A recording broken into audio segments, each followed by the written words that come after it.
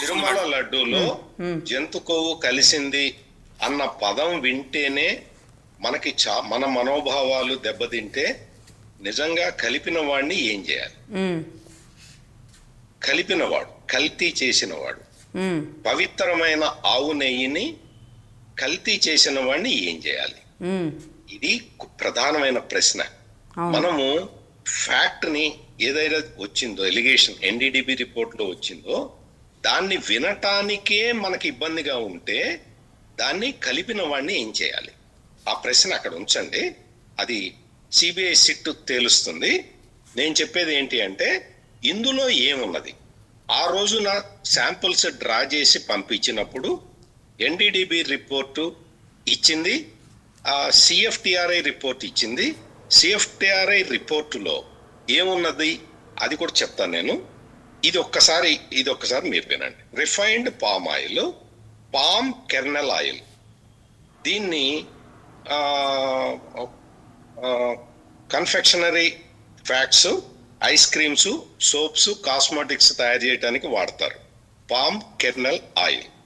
తర్వాత palmolein oil, ఇంకొకటి palm stearin, coconut oil, soybean oil, ఇందులో కలిసినవి. అంటే ఈ రిపోర్ట్ లో వచ్చిన విషయాలు చెప్తున్నాను నేను.